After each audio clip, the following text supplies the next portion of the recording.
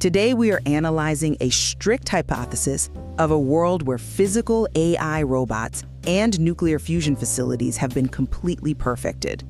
In this scenario, the physical cost of energy and labor has been driven to absolute zero. Yet, this physical utopia instantly becomes a dystopia. Why? Because the existing operating system of human society, which is built entirely on ownership and accumulation, is a fatal bug. Maintaining this OS actively harms our survival efficiency. We must transition to circular capitalism immediately. Whoa, calling the fundamental drive of human progress a bug it's just ignoring reality. That drive for control, that hegemony you want to debug, is exactly what built those fusion facilities in the first place. The massive infrastructure required to hold society together means that what you call artificial scarcity will remain a necessary organizing principle.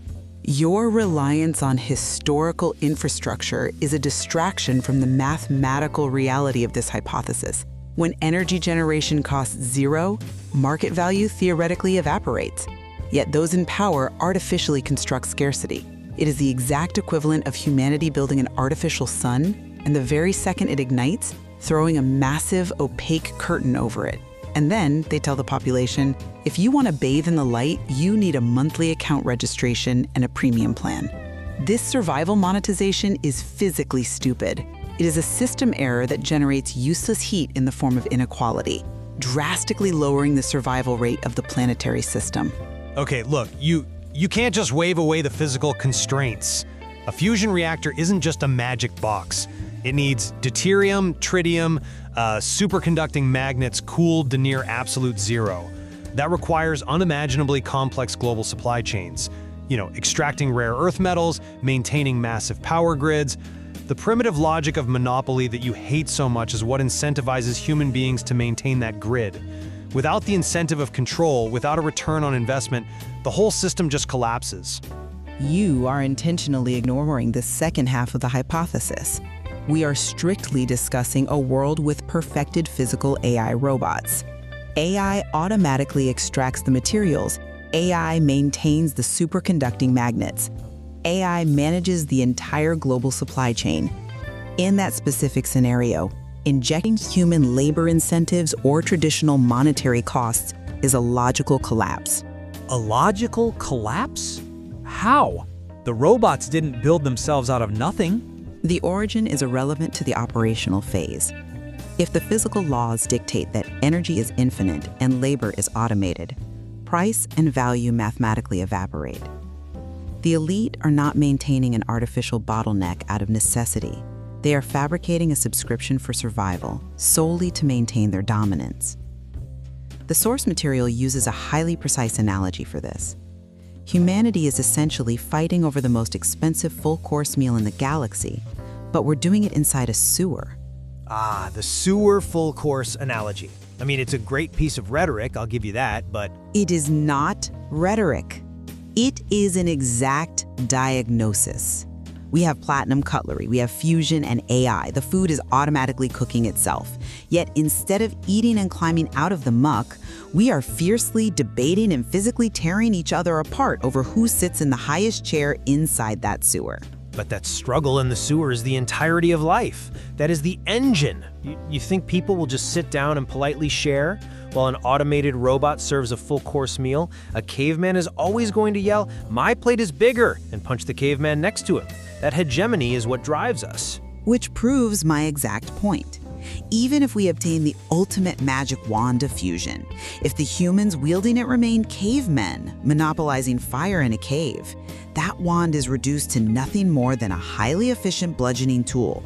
We are using the ultimate liberating hardware as a precision management device to enforce a survival subscription. Because we have to. You can't just announce, "Okay, everyone, we're transitioning to circular capitalism. Nobody owns anything anymore."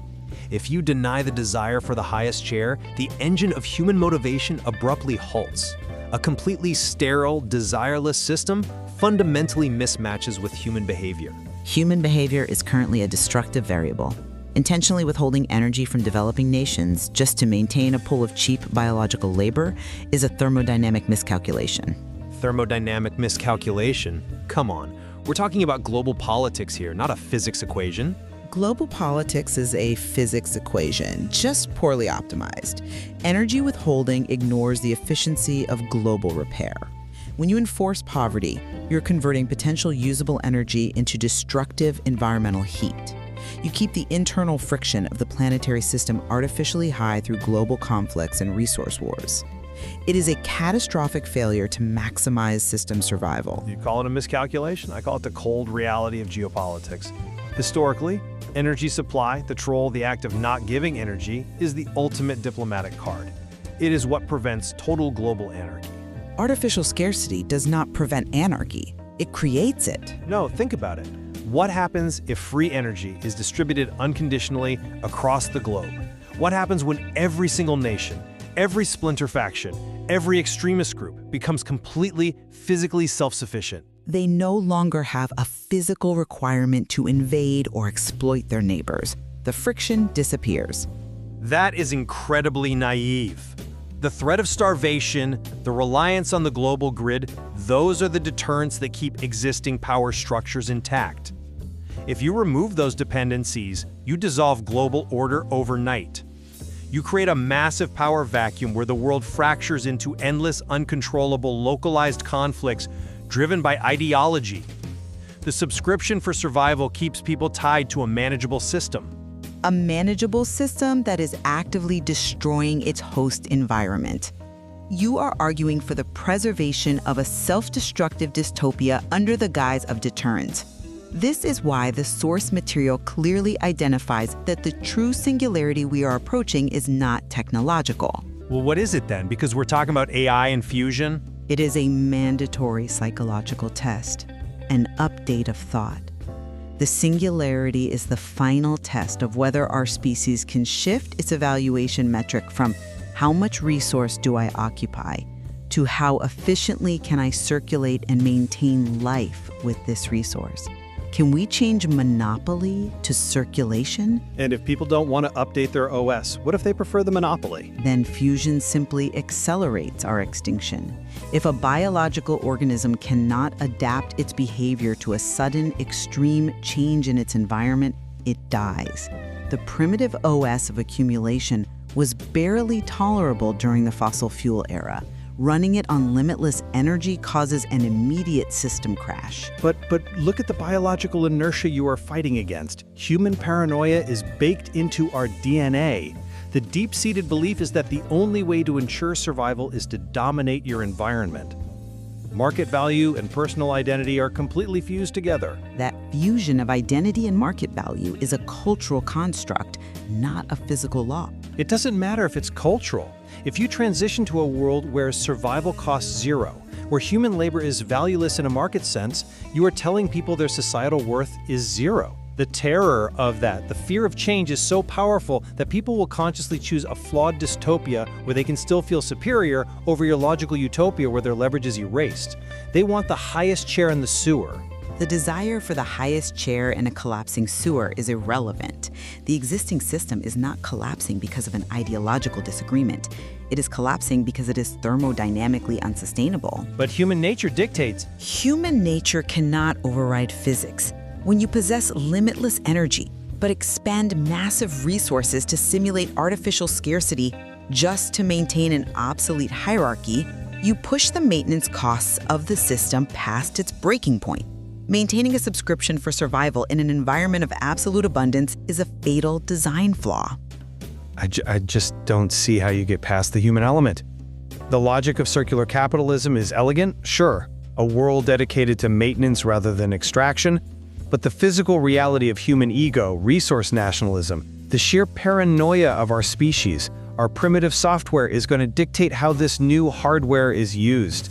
We are going to stay in the sewer because it's the only way our institutions know how to function. That reliance on primitive software is exactly why the existing system will collapse under its own engineered friction. Treating limitless energy as a scarce commodity is a fatal miscalculation. We have the hardware. The transition to circular capitalism, abandoning accumulation for maintenance and global repair, is not a moral choice, nor is it subject to the whims of human paranoia. It is the only rational investment left to ensure the physical survival of the species. The mathematical reality is absolute, and the current operating system is obsolete.